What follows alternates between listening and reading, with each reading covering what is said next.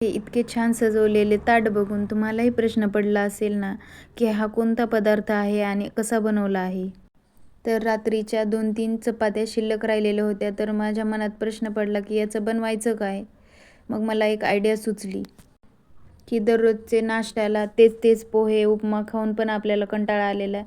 तर याच शिळ्या चपात्यांपासून आपण मस्त काहीतरी बनवूया.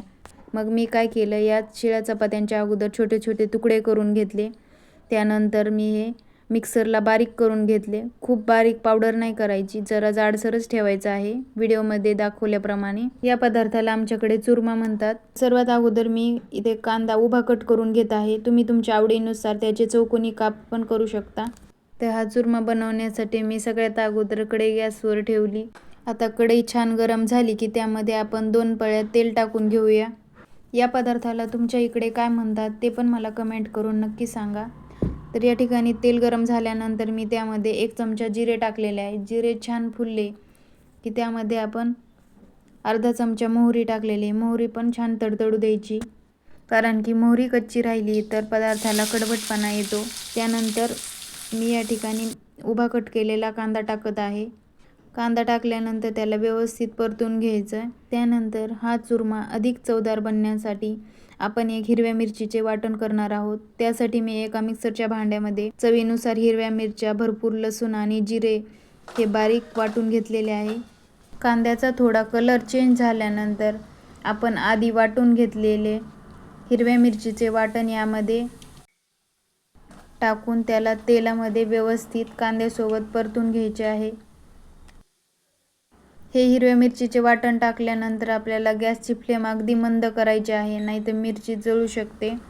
त्यानंतर मी भाजलेले शेंगदाणे यामध्ये टाकलेले आहेत. भाजलेले शेंगदाणे नसतील तर तुम्ही कच्चे पण शेंगदाणे तेलामध्ये तळून घेऊ शकता. त्यानंतर मी अर्धा चमचा हळद टाकलेली आहे. आता हे सर्व मसाले परतून झाल्यानंतर आपण त्यामध्ये मिक्सरला बारीक करून घेतलेल्या चपात्याचे तुकडे यामध्ये टाकून व्यवस्थित मिक्स करून घ्यायचेत. हे सर्व करत असताना गॅसची फ्लेम कमीच ठेवा. त्यानंतर चवीपुरते मीठ टाकून त्याला व्यवस्थित तुकडे आणि कांदा वगैरे हे सगळं मिक्स करून घ्यायचं आहे. तुकडे खूप कोरडे वाटू नये म्हणून त्यामध्ये मी अगदी 4 चमचे पाणी टाकत आहे.